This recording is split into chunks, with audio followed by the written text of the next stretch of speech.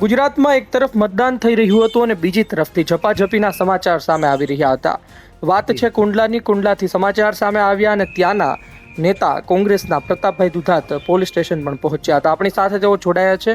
સમજીએ, જાણીએ કે શું પરિસ્થિતિ છે, શા માટે આ બનાવ બન્યો. પ્રતાપભાઈ, કહેજો કે શું પરિસ્થિતિ છે, બનાવ શું બન્યો હતો?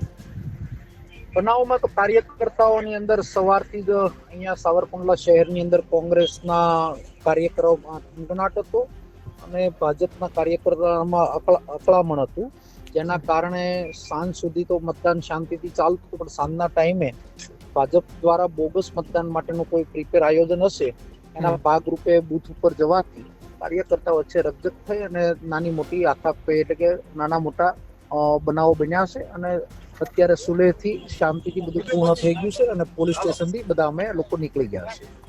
એક વાત એ છે કે શું કોઈ મોટા પ્રમાણમાં બોગસ મતદાન થઈ ચૂક્યું છે, તો પછી શું કોઈ સવાલ આવનાર દિવસમાં કરવામાં આવશે તંત્ર સામે?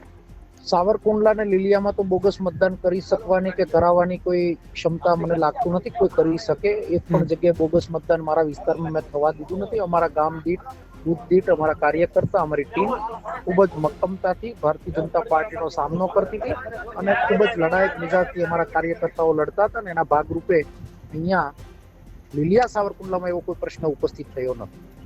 જી, ધન્યવાદ. આપ અમારી સાથે જોડાયા બદલ ખૂબ ખૂબ આભાર.